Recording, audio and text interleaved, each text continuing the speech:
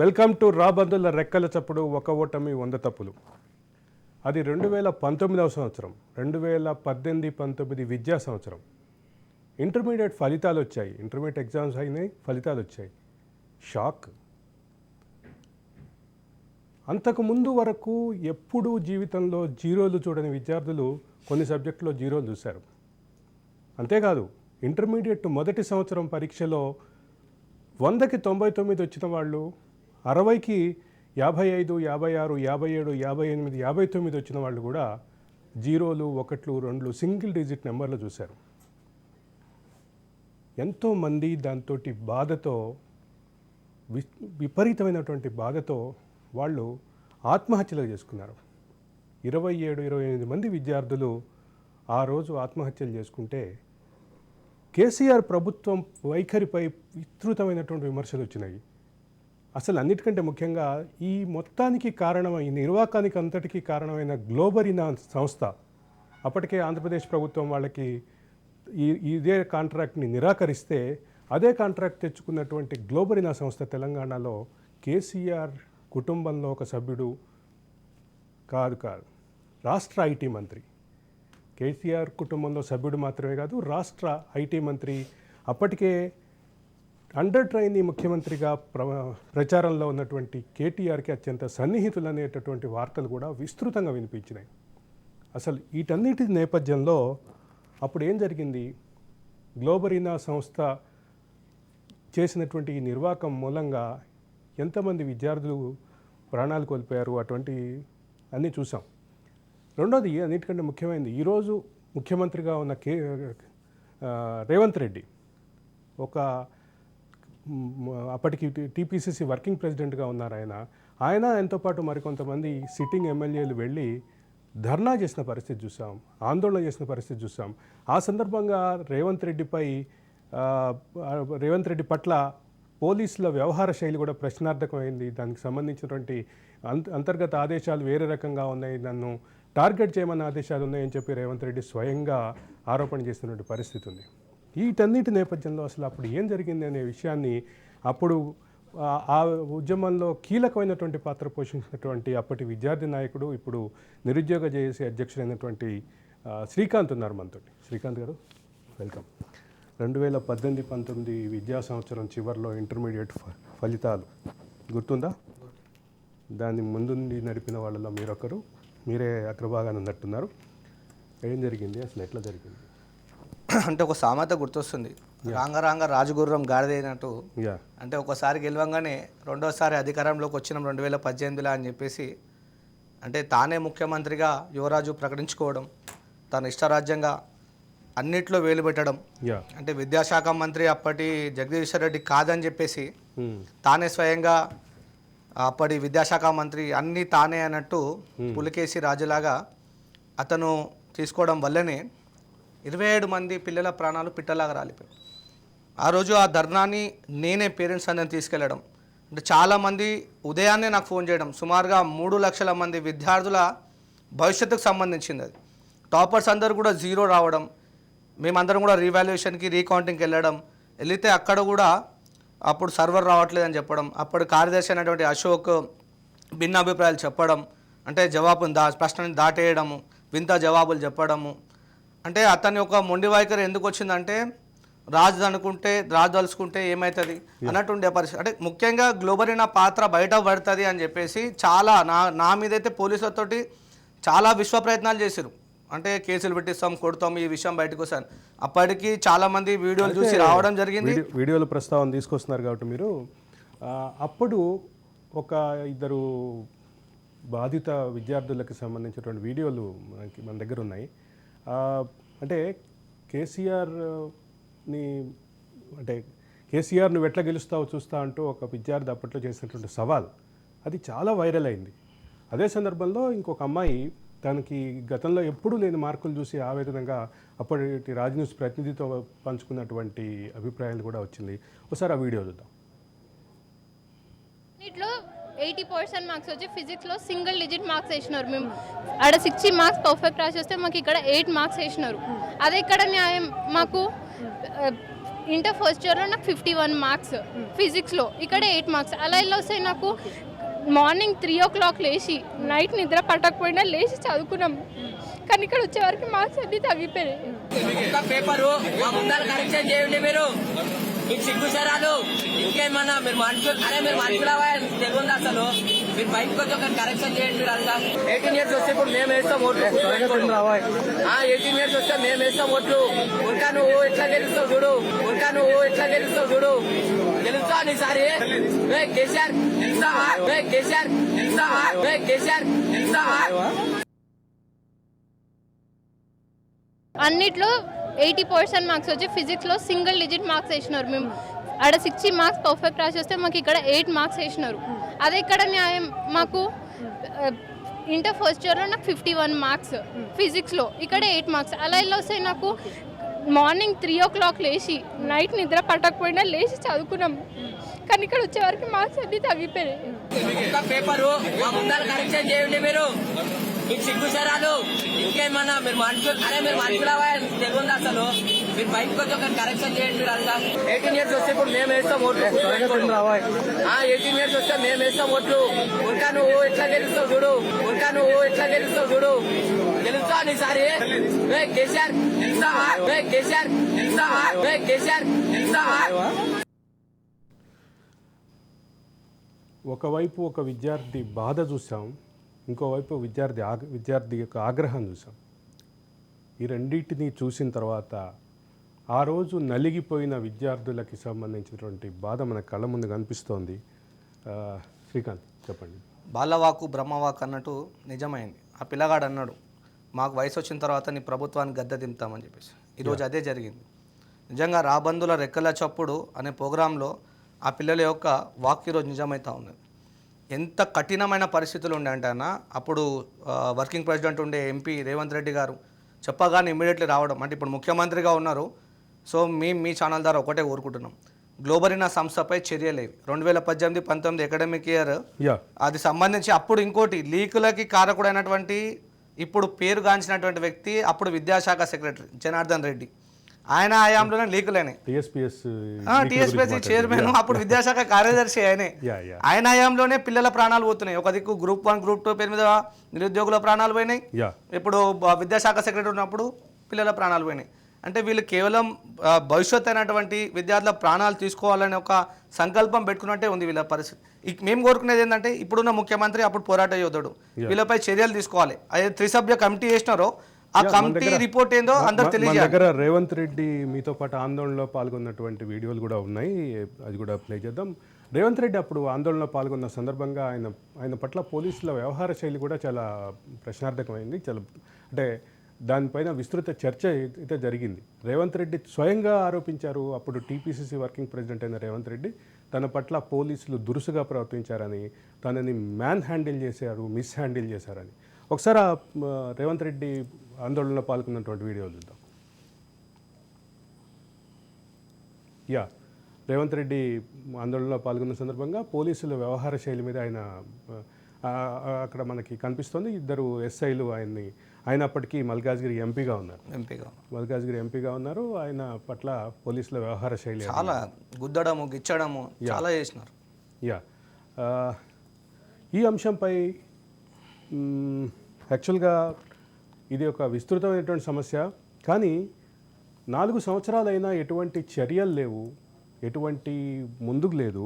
అదే సందర్భంలో గ్లోబరీనా సంస్థ పైనటువంటి ఎటువంటి చర్య లేదు. కానీ శ్రీకాంత్ ఒక విషయం గుర్తు చేయాలి, ఒక 3 సభ్య ఎంక్వైరీ కమిషన్ వేసినారు. ఆ ఎంక్వైరీ కమిషన్ కూడా గ్లోబరీనాకి కాంట్రాక్ట్ని ఇవ్వటాన్ని తప్పుపట్టింది. అప్పుడు తెలంగాణ స్టేట్ టెక్నాలజీ కమిషన్ వాళ్ళ ద్వారా ఇంకొక థర్డ్ పార్టీని తీసుకొని దాన్ని ఎగ్జిక్యూట్ చేయమని అప్పుడు అది సూచనలు చేసింది. ఈ మొత్తంలో అప్పటి ప్రభుత్వ వ్యవహార శైలి మాత్రం ప్రశ్నార్థకమే. ప్రభుత్వం సరైనటువంటి అంటే ఆ పిల్లలకి సరైనటువంటి భరోసా ఇవ్వలేకపోయింది అనేటటువంటి విషయం ఇప్పుడు మనకు బాధితులకి సంబంధించిన ఇద్దరి వర్షన్ చూస్తే కూడా. ఈ మొత్తం పోరాటంలో మీకు కీలకంగా అనిపించినటువంటి అంశం ఏంటి శ్రీకాంత్? అంటే మేము పోరాటం చేస్తే అంటే ముఖ్యంగా రీకౌంటింగ్ రీవెరిఫికేషన్ కోసం అప్పటి అశోక్ మీరు పెట్టుకోండి 600 రూపాయలు కట్టండి అని చెప్పినాడు. ఆ 600 రూపాయల గురించి కూడా మేము పోరాటం చేసినాం. ఫ్రీగా చేయాలి రీవెరిఫికేషన్ రీకౌంటింగ్ అని. ప్రభుత్వం ఎత్తేసినట్టుంది. అది మేము పోరాటం చేసిన తర్వాత సుమారుగా వారం రోజులు పోరాటం చేసినాం. తర్వాత ఆమరణ నిరాహార దీక్షలు విద్యాసంఘాలు కూర్చోవడం ద్వారా తర్వాత అప్పుడు ఉన్నటువంటి ముఖ్యమంత్రి కేసీఆర్ దిగొచ్చి ఫ్రీగా రీకౌంటింగ్ చేస్తాం రీవెరిఫికేషన్ చేస్తామని చెప్పడంతో శ్రీకాంత్ మనతోటి ఇంటర్మీడియట్ బోర్డు జేఏసీలో కీలకమైనటువంటి పాత్ర పోషించినటువంటి తెలంగాణ ఉద్యమంలో కూడా కీలకమైన పాత్ర పోషించినటువంటి మధుసూదన్ రెడ్డి గారు ఉన్నారు. మధుసూదన్ రెడ్డి గారు నమస్కారం. మధుసూదన్ రెడ్డి గారు నమస్కారం. నమస్కారం. గుర్తుందా 2018-19 విద్యా సంవత్సరంలో గ్లోబరీనాకి కాంట్రాక్ట్ చుట్టూ తిరిగిన వివాదం, ఒక 27-28 మంది విద్యార్థులు ఆత్మహత్యలు చేసుకోవటం, ఇవన్నీ గుర్తున్నాయా మీకు? సార్, విద్యా వ్యవస్థలో పనిచేస్తున్నాం కాబట్టి ఈ 9.5 సంవత్సరాలుగా ఈ తెలంగాణ రాష్ట్ర ప్రభుత్వం పరీక్షల నిర్వహణలో ఆ ప్రభుత్వానికి వచ్చినటువంటి మార్కులు 0. సో ఇందులో ప్రధానంగా తీసుకుంటే 3 అంశాలు. ఒకటి ఎంసెట్ 1, ఎంసెట్ 2, ఎంసెట్ 3. రెండవది గ్లోబరీనా. ఇంటర్మీడియట్ విద్యా వ్యవస్థ లోపల దాదాపు దశాబ్దాలుగా ప్రభుత్వ విద్యారంగంలో ఉండేటటువంటి సెంటర్ ఫర్ గుడ్ గవర్నెన్స్ పరీక్షల నిర్వహణకు సంబంధించినటువంటి pre and post examination work చేస్తున్నటువంటి సందర్భంలో అడ్మినిస్ట్రేటివ్ రిఫార్మ్స్లో భాగంగా గత 15 సంవత్సరాల క్రితం అది ఆరంభం జరిగింది. అది ఆ తర్వాత ప్రతి ప్రభుత్వ హయాంలోనూ అదే పరీక్షల నిర్వహణ, పరీక్షలకు సంబంధించినటువంటి మూల్యాంకనం, దీన్ని అన్నింటినీ డాక్యుమెంటైజేషన్ చేయటం చేసేది. సడన్గా గ్లోబరీనా ఎందుకు వచ్చింది? ఒక్క సెకండ్. సో ప్రధానంగా ఈ జరుగుతున్నటువంటి పరీక్షల విధానము ఇవన్నీ కూడా చాలా ఫుల్ ప్రూఫ్గా జరిగినాయి. ఎక్కడ కూడా ఇబ్బందికరమైనటువంటి పరిస్థితులు తలెత్తలేదు.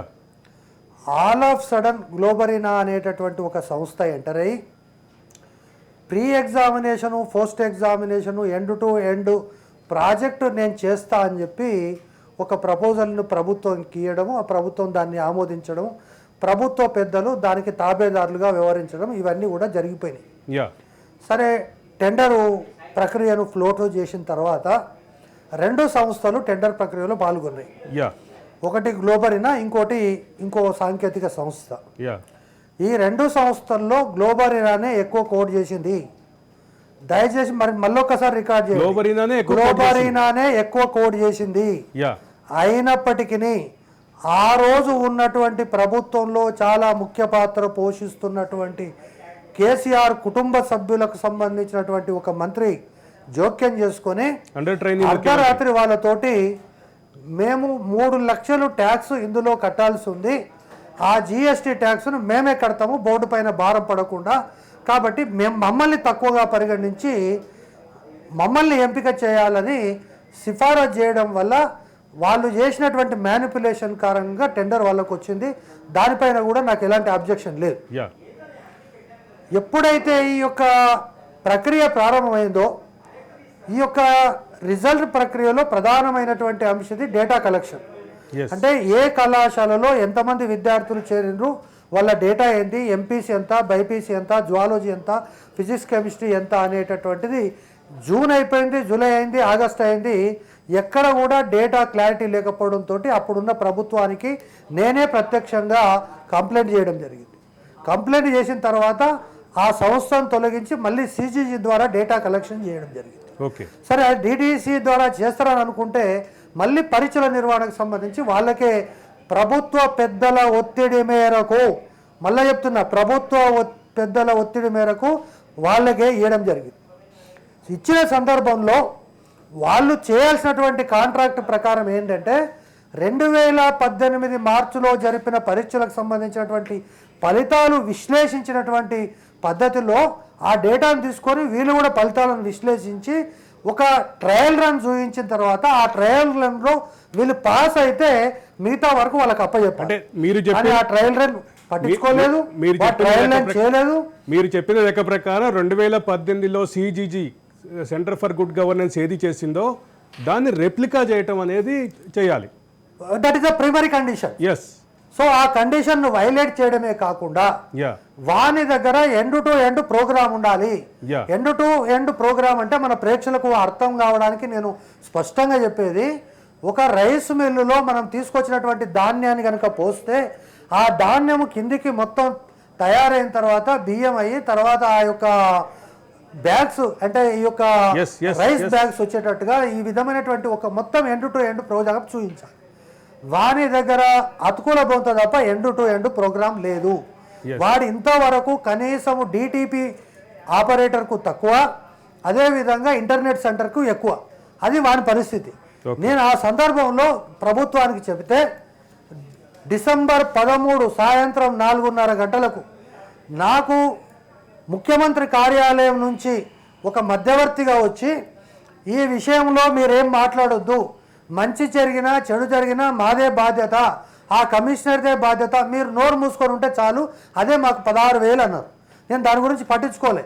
కానీ ఆ రోజే స్పష్టంగా చెప్పిన డిసెంబర్ 13, 2018 2019 పరీక్షలకు సంబంధించి జరగబోయే పరిణామాల్లో ఇంటర్మీడియట్ బోర్డు ముందు 4 రోజులు కర్ఫ్యూ పెడతారని చాలా స్పష్టంగా చెప్పినా కూడా నన్ను ఎవరు పట్టించుకోలేదు. అల్టిమేట్గా పరిణామాలు జరిగినాయి.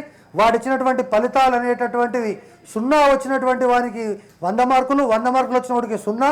ఈ విధంగా గందరగోళమైనటువంటి పరిస్థితి ఏర్పడడం, రాష్ట్రంలో ఉన్నటువంటి ఇప్పుడు మీరు చెప్పినటువంటి రేవంత్ రెడ్డి గారు కానీ కోదండరాం గారు కానీ ప్రజా సంఘాలు విద్యార్థి సంఘాలు దాదాపు 1 నెల ఉద్యమం చేసిన తర్వాత మా మిత్రుడు ఎవరో అక్కడ కూర్చొని చెప్తా ఉన్నారు రివాల్యుయేషన్ అనేటటువంటిది. నేను ఏమంటున్నానంటే చిరంజీవి సినిమాలో చనిపోయినటువంటి పేషెంట్కు ఏ విధంగా అయితే ఆ హాస్పిటల్లో వైద్యం చేశారో ఆ 1 రోజుల తంతు ఇదే జరిగింది. అక్కడ కూడా గ్లోబరీనాకు సుమారు 50 కోట్ల రూపాయలు దోచిపెట్టిండ్రు. ఎట్లా దోచిపెట్టిండ్రు 50 కోట్లు అంటే ఈ యొక్క రివాల్యుయేషన్ పేరుతోటి రీకౌంటింగ్ పేరుతోటి మళ్ళీ వానికే అప్పచెప్పి 25,000 30,000 ఉండే రివాల్యుయేషన్ 6 లక్షల మంది పేపర్లు రివాల్యుయేషన్ చేస్తే వానికి రావాల్సిన దానికంటే 3 రెట్లు వచ్చింది. సరే ఇవన్నీ పోనీయండి, మీరేదో కమిటీ చెప్పారు. ఈ రాష్ట్రంలో ఉన్న గజ దొంగలలో వెంకటేశ్వరరావు అనేటోడు పెద్ద గజ దొంగ. ఆ వెంకటేశ్వరరావు ఎవడు అంటే ఈ తెలంగాణ టెక్నాలజీ సర్వీసెస్కి డైరెక్టర్. ఆయన చేసిన ఘనకార్యం ఏంటి అంటే ఆంధ్రప్రదేశ్లో ఉండేటటువంటి ఓటర్ లిస్టును దొంగలించుకొచ్చి తన కుటుంబ సభ్యుల పేరు మీద పెట్టి తద్వారా ఆ కేసులో ఆరోపణలు ఎదుర్కొని అరెస్ట్ అయినటువంటి వ్యక్తి. ఆ కమిటీ పిల్లికి ఎలుక సాక్ష్యం అన్నట్టుగా వాడిని తీసుకొచ్చి రిపోర్ట్ ఇప్పిస్తే వాడు ఏదో రిపోర్ట్ ఇచ్చాడు, బట్ అందులో యథార్థం ఒప్పుకోవాల్సిందే కాబట్టి ఖచ్చితంగా గ్లోబరీనా తప్పు ఉందని చెప్పాడు. అంతవరకు కూడా మనకు అబ్జెక్షన్ లేదు. కానీ ఫైనల్గా గ్లోబరీనా సంస్థ పైన ఈగ వాలకుండా ఈ రాష్ట్రంలో ఉన్నటువంటి మంత్రి, ముఖ్యంగా నంబర్ 2 మంత్రి ఎవరైతే ఉన్నారో, కేసీఆర్ కుటుంబ సభ్యులు ఎవరైతే ఉన్నారో, ఈ రోజు వరకు కూడా గ్లోబరీనా సంస్థ పైన ఈగ వాలకుండా చేసిండు. దాంట్లో పూర్తి బాధ్యత ఆ మంత్రిది. అయినప్పటికీ కూడా నేనేం చెప్తున్నానంటే మీకు సుధర్ రెడ్డి గారు ఒక్క సెకండ్, లాస్ట్ సెంటెన్స్, ఒకటే సెకండ్. ఇవన్నీ కూడా జరిగిన తర్వాత ఈ రోజుకు కూడా గ్లోబరీనా సంస్థను బ్లాక్ లిస్ట్ లో పెట్టలేదు. నేను అడగబోతున్న ప్రశ్నే నేను అడగబోతున్న అంశమే మీరు ప్రస్తావించారు. నేను చెప్తాను. గ్లోబరీనాను బ్లాక్ లిస్ట్ లో పెట్టకపోగా ఈ యొక్క బోగస్ సంస్థ ఈరోజు చేసినటువంటి పని ఏంటంటే గ్లోబరీనా పేరును మార్చుకొని కోయంట్ ఎడ్యుకేషన్ లిమిటెడ్ అనేటటువంటి పేరుతోటి సంస్థ యొక్క పేరును పూర్తిగా మార్చుకున్నటువంటి పరిస్థితి ఈ రాష్ట్రంలో చాలామందికి తెలియదు. అక్కడి వరకు కూడా నాకు అబ్జెక్షన్ లేదు. కానీ అదే సందర్భంలో ఈ యొక్క యువరాజు గారి యొక్క ప్రోత్సాహంతో అక్టోబర్ 4వ తారీఖున గ్లోబరీనా సంస్థను ఎండగట్టినందుకు, ఈ రాష్ట్ర ప్రభుత్వ ప్రతిష్ట దెబ్బతిన్నందుకు నా పైన ఏసీబీ కేసు పెట్టి 63 రోజులు జైల్లో ఉంచినటువంటి ఘన చరిత్ర కూడా ఈ యువరాజుకే దక్కుతుంది. అయినా కూడా నేను బాధపడతలేదు. అన్నింటికంటే ఘోరమైన విషయం ఏంటంటే ఇవన్నీ జరిగిపోయిన తర్వాత అప్పటికి కూడా వీళ్ళ యొక్క అక్కసు తగలే. ఈ దోపిడీ దొంగల యొక్క గజ దొంగల యొక్క లేకపోతే ఈ యొక్క రాష్ట్రాన్ని దోచుకొని తిన్నటువంటి ఈ యొక్క బందిపోట్ల యొక్క ఈ యొక్క వ్యవహారం ఎంతవరకు పోయింది అంటే మొన్నటికి మొన్న 1 సంవత్సరం కింద నవీన్ మిట్టల్ అనేటటువంటి ఒక క్రిమినల్ అధికారిని అక్కడ పోస్ట్ చేసి మళ్ళీ గ్లోబరీనా పేరు మీద మార్చుకొని వచ్చినటువంటి కోఎంటీ సంస్థకు ఆన్లైన్ వాల్యుయేషన్ ఇవ్వడానికి టెండర్ దాఖలు చేస్తే ఆ టెండర్ దాఖలు చేసినటువంటి సందర్భంగా ఇది గ్లోబరీనా సంస్థ మరో పేరుతో టెండర్ దాఖలు చేస్తుందని చేసిన పాపానికి నన్ను ఇంటర్మీడియట్ బోర్డులోకి నిషేధించడం, నా పైన పోలీస్ స్టేషన్లో కేసు పెట్టడం, ఇవన్నీ కాకుండా ఇదే నవీన్ మిట్టల్ అనేటటువంటి ఒక క్రిమినల్ అధికారి గ్లోబరీనా అనే సంస్థ చేత నా మీద criminal and civil defamation suit ఇప్పటికి కూడా వేసి అరెస్ట్ చేయించే ప్రయత్నం చేస్తున్నాడు. కాబట్టి ఈ రాష్ట్రంలో ముఖ్యంగా ఈ 9.5 సంవత్సరాల ఈ యొక్క కుటుంబ పాలన అనండి, ఈ రాక్షసుల పాలన అనండి, ఈ బందిపోట్ల దోపిడీ అనండి, ఈ యొక్క యువరాజు వ్యవహార శైలి అనేటటువంటిది ఖచ్చితంగా ఈ రాష్ట్ర ప్రజలు ఈట్ కా జవాబ్ పత్తర్ సే దేంగే అనేటట్టుగా ఇవ్వడం జరిగింది. ఈ రాష్ట్రంలో ఇంటర్మీడియట్ పరీక్షల నిర్వహణ కానీ, 10th క్లాస్ పరీక్షల నిర్వహణ కానీ, చివరాఖరికి ఈ రాష్ట్రంలో 3 పరీక్షలు ఎంసెట్, ఒక ఎమిసెట్ కోసం 3 పరీక్షలు నిర్వహించినటువంటిది ప్రపంచంలో ఏ దేశం లేదు, మన దేశంలో ఏ రాష్ట్రంలో కూడా లేదు. అయినా కూడా సిగ్గు లేకుండా మేము పరీక్షలు నిర్వహించినాం. వాడు ఎవడో నిజామాబాద్ నుంచి ఒక ఎమ్మెల్యే, మరి వాడు చదువుకున్నాడా సాకరీళ్ళకు పోయినా నాకైతే అర్థం కాలే. వాడు ఏమంటాడు, అది నాతోటి ఇంటర్వ్యూలోనే ఆ మాట అన్నది. అదే వాడు ఏమన్నాడు, గతంలో 33 సార్లు అవుట్ అయింది, ఏమైంది విధవ 33 సంవత్సరాలు కదా, ఇప్పటికి ఎంసెట్ పెట్టే 20 సంవత్సరాలు అంటే ఒక్కొక్కసారి 6 సార్లు అయిందట. అంటే వీరి పీరియడ్లో 3 సార్లు పెట్టింది కాబట్టి గతంలో కూడా 5 సార్లు 6 సార్లు 7 సార్లు అయిందని. ఇదే విధంగా ఒక టీవీ ఇంటర్వ్యూలో ఆయన ఇంటర్మీడియట్కి సంబంధించి పరీక్షలకు సంబంధించి మీరు కనీసం రాజీనామా చేయలేదంటే ఆయన అంటాడు, ఎవడు రాజీనామా చేసిండు మేము చేయనికే, ముద్దు కృష్ణమనాయుడు ఈ రాష్ట్రంలో రాజీనామా చేసిండు, కోట్ల విజయభాస్కర్ రెడ్డి రాజీనామా చేసిండు, ఆ రోజున్న ఒక దళిత అధికారిని లాల్ బహదూర్ శాస్త్రి రాజీనామా చేసిండు రైల్వే మంత్రిగా చేసిండు. కాబట్టి నేను ఏమంటున్నా అంటే ఈ 9.5 సంవత్సరాలు పరిపాలన సాగించినటువంటి ఈ కుటుంబానికి సిగ్గు కానీ ఎగ్గు కానీ ఏది కూడా లేదు. నవ్విపోదురు కాక నాకేటి సిగ్గు. నేనేమంటున్నా, ఈరోజు తెలంగాణ రాష్ట్ర ప్రభుత్వంలో ఈ యొక్క మార్పు వచ్చిన తర్వాత అదే గవర్నర్ ఉన్నాడు, మరి అదే వ్యవస్థ ఉంది, మరి జనార్దన్ రెడ్డి రాజీనామా ఎట్లా చేసాడు, రాజీనామా ఎట్లా యాక్సెప్ట్ అయింది, రేపు తెలంగాణలో ఉన్నటువంటి నిరుద్యోగులంతా ఈరోజు హర్షాతి వ్యతిరేకాలు వ్యక్తం చేస్తా ఉన్నాడు. మరి ఇదే పెద్ద మనిషి ప్రెస్ మీట్ లో కూర్చొని సిగ్గు లేకుండా కనీసం ఒక విద్యావేత్త అనేటటువంటిది, చదువుకున్నవాడు అనేటటువంటిది లేకుండా. మధుసూదన్ రెడ్డి గారు, ఇప్పుడు మీరు ప్రస్తావిస్తున్నటువంటి టీఎస్పీఎస్సీ కానీ లేకపోతే పూర్తి స్థాయి ఇంటర్మీడియట్ బోర్డు యొక్క అంటే విధానం ఎట్లా మారిపోయింది, ఏ సంస్థలని ప్రమోట్ చేశారు, ఏ సంస్థల్ని ఇబ్బంది పెట్టారు, ఇవంతా మళ్ళీ మనం ఇంకో 2 సబ్జెక్టులుగా తీసుకోవాల్సిన విషయాలు. అలాగే ఇప్పుడు గ్లోబరీనాకు సంబంధించినటువంటి విషయంలో అప్పట్లో పూర్తి స్థాయిలో ఆందోళనకి నేతృత్వం వహించినటువంటి ఎస్ఎఫ్ఐ నాగరాజు గారు మనతోటి జూమ్లో జాయిన్ అవుతున్నారు. నాగరాజు గారు వెల్కమ్. విద్యార్థి నాయకుడు నాగరాజు గారు. నాగరాజు గారు, నా మాట వినిపిస్తోందా? శ్రీకాంత్ అంటే ఆయన ఆవేదన చూసాం, ఆయన్ని పట్టిన ఇబ్బందులు చూసాం, ఆయన ఇవాళ ఎక్స్ప్రెస్ చేసినటువంటి బాధలు చూస్తాం, సమస్యలు చూస్తాం, ఎట్లా ఫీల్ అవుతుంది? మదన్న చెప్పినవన్నీ వాస్తవాలే. ఆయన ఎదుర్కొన్నటువంటి ఇబ్బందులను మేము కూడా కళ్ళారా చూసినాం. కాకపోతే ఇక్కడ మీరు చెప్పారు ఒక్కోటమి 100 తప్పులని, ఒక్క తప్పు 27 చావులైనవి. సో 28 కౌంట్లెస్గా చెప్పలేం. ముఖ్యంగా బోర్డ్ ఆఫ్ ఇంటర్మీడియట్ ప్రక్షాళన చేయాల్సిన అవసరం ఉన్నదన్న. చాలామంది నీతులు చెప్తారు, గోతులు తవ్వుతారు, అట్లాంటి వాళ్ళు కూడా ఉన్నారు బోర్డ్ ఆఫ్ ఇంటర్మీడియట్లో. కాబట్టి అప్పుడు మాతో పోరాటం చేసిన ఇప్పటి ముఖ్యమంత్రి ఏదైతే చావుల కారణమైనారో వాళ్ళందరి మీద కూడా తప్పకుండా చర్య తీసుకోవాలి. ముఖ్యంగా యువరాజు పాత్ర ఉన్నది కాబట్టి ఆ యువరాజుని ఏమంటారు సుమోటాగా తీసుకోవాలి కంపల్సరీ. ఎందుకంటే ప్రభుత్వం బాధ్యత ఉన్నప్పుడు సో ఆ ప్రభుత్వంలో పెద్దదికైనటువంటి వ్యక్తిని తప్పకుండా సుమోటాగా తీసుకుని అరెస్ట్ చేయాలి. ఏ విధంగా అయితే అన్న మీద ఏసీబీ కేసులు పెట్టినారో వీళ్ళ మీద కూడా ఏసీబీ విచారణ జరిపించాలి, తప్పకుండా సిబిసిఐడి తోటి కూడా విచారణ జరిపించాలి. లేకపోతే మేమందరం కూడా తప్పుగా అర్థం చేసుకోవాల్సి వస్తుంది, ఎందుకంటే పోరాటం చేసినటువంటి రక్తం. సో ఇప్పుడు ఈ 9 సంవత్సరాల నియంత్రణ ప్రభుత్వాన్ని ఎదిరించి మేమందరం కూడా నిరుద్యోగుల చావులను చూసినాం. నిరుద్యోగ జేఏసీ అధ్యక్షునిగా నేను కల్లారా మోసిన వానిగా నాకు తెలుసు. ఇంటర్మీడియట్ విద్యార్థుల యొక్క మరణాలను కూడా చూసిన వానిగా, ముఖ్యంగా కార్పొరేట్ పెత్తనం బోర్డ్ ఆఫ్ ఇంటర్మీడియట్లో ఏ విధంగా ఉన్నదో మదన్ అడిగితే మీకు క్లియర్గా ఇస్తాడు, రేవంత్ రెడ్డి అడుగుతా కూడా రేవంత్ రెడ్డి కూడా ఇస్తాడు. కాకపోతే ఇక్కడ ఏంటంటే నాగరాజు జాయిన్ అవుతున్నారు, శ్రీకాంత్ నాగరాజు జాయిన్ అవుతున్నారు. నాగరాజు గారు నమస్కారం. నాగరాజు గారు నా మాట వినిపిస్తోందా? వినిపిస్తుంది కదా. ఇంటర్మీడియట్ ఎగ్జామ్స్ విషయంలో గ్లోబరీనా సంస్థ నిర్వాకాలు అవన్నీ 2018-19 విద్యా సంవత్సరంలో చూసాం. దాని విషయంలో మీరు చేసినటువంటి పోరాటం కూడా ప్రధానమైనటువంటి పోరాటం, మీకు దానికి సంబంధించినటువంటి వీడియోలు కూడా కొన్ని వచ్చినాయి నాకు. అయితే ఇక్కడ ప్రధానమైన అంశం ఏంటంటే ఈ వ్యవహారాన్ని మీరు ఎట్లా చూస్తున్నారు? అంటే we are running out of time, కొంచెం సూక్ష్మంగా చెప్పండి. ఒకటండి, ప్రధానంగా గత బీఆర్ఎస్ ప్రభుత్వం ఏదైతే ఇంటర్మీడియట్ సంబంధించినటువంటి విద్యార్థుల ఫలితాలని ప్రాసెస్ చేసే విషయంలో కానివ్వండి, లేదంటే ఇవరికి ముందు గత ఉమ్మడి రాష్ట్రం ఉన్నప్పుడు ఒక పరీక్ష నిర్వహించే అనుభవం ఉన్నప్పుడు కానీ, ఒక పరీక్ష నిర్వహించిన తర్వాత నిర్వహించే బాధ్యత, నిర్వహించినటువంటి పరీక్షలకి రిజల్ట్స్ అన్నింటినీ ప్రాసెస్ చేసే బాధ్యత అంతా ప్రభుత్వం ఏదైతే మన సిజిసి ఉందో, సెంటర్ ఫర్ గుడ్ గవర్నెన్స్ ఉందో, అక్కడ నుంచి దీన్ని ప్రాసెస్ చేసేవాళ్ళు.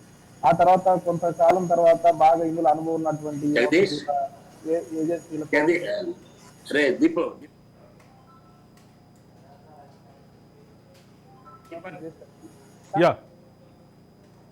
నాగరాజు గారు మీ వాయిస్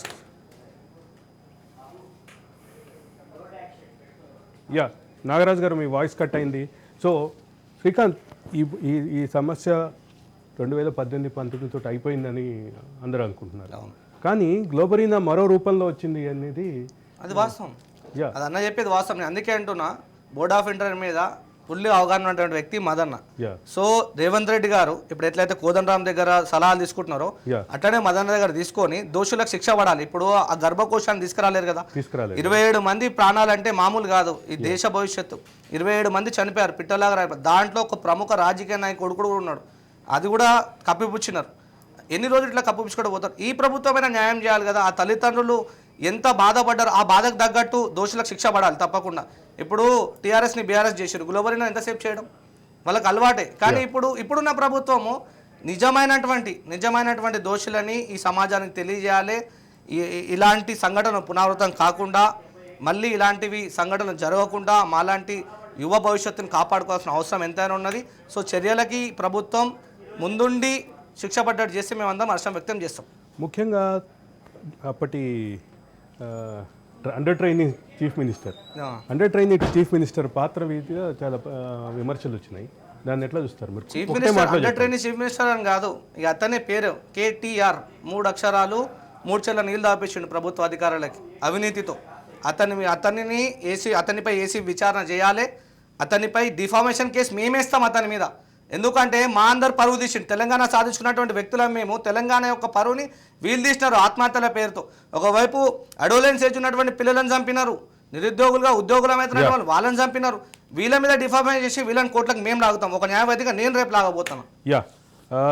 2018-19 విద్యా సంవత్సరం చివరిలో అప్పటి పరీక్షలు రాసినటువంటి విద్యార్థులకి తగిలిన షాక్ ఇంకా మనకందరికీ గుర్తే ఉంది. ప్రభుత్వాలు మారచ్చు, కానీ దీనికి ఖచ్చితమైనటువంటి ముగింపు అయితే పలకాల్సిన అవసరం ఉంది. ఈ పరిస్థితి మళ్ళీ పునరావృతం కాకుండా ఈ ప్రభుత్వం ముఖ్యంగా ఈ అంశాన్ని మొదట టీపీసీసీ వర్కింగ్ ప్రెసిడెంట్గా రేవంత్ రెడ్డి టేకప్ చేసిన మొదటి ఆందోళన ఇది నాకు గుర్తున్నంత వరకు. శ్రీకాంత్ చెప్పిన ప్రకారం అది అట్లాంటి ఆందోళనని కీలకమైనటువంటి పాత్ర పోషించినటువంటి అప్పటి టీపీసీ వర్కింగ్ ప్రెసిడెంట్, ఇప్పుడు ముఖ్యమంత్రి రేవంత్ రెడ్డి, అలాగే ఆయనతో పాటు అప్పట్లో పాల్గొన్నటువంటి ఎమ్మెల్యేలు సంపత్ అండ్ అదర్స్, వీళ్ళందరూ ఉధృతంగా ఆందోళనలో పాల్గొంటే అప్పట్లో రేవంత్ రెడ్డి పట్ల పోలీసులు వ్యవహరించిన తీరు పట్ల కూడా రేవంత్ రెడ్డి స్వయంగా కొన్ని విమర్శలు చేశారు. సరే, ఈ అంశాన్ని దీనికి ఒక లాజికల్ కంక్లూజన్ అయితే ఇవ్వాల్సిన పరిస్థితి ఉంది. రెండోది, ఇంతమంది చావులకి బాధ్యులైనటువంటి గ్లోబరీనా సంస్థని దానిపైన చట్టపరమైనటువంటి చర్యలను ఇనిషియేట్ చేయాల్సిన అవసరం ఉంది. గత 5 సంవత్సరాల్లో అటువంటి పరిస్థితి ఏం కనిపించలేదు, 4.5 సంవత్సరాల్లో. కాబట్టి ఈసారైనా ఇప్పటి ప్రభుత్వం అయినా దాన్ని ఇనిషియేట్ చేస్తుందని ఆశిద్దాం. ఇది ఒక ఓటమి 100 తప్పులు సిరీస్లో 22వ episode. Stay tune to Raj news.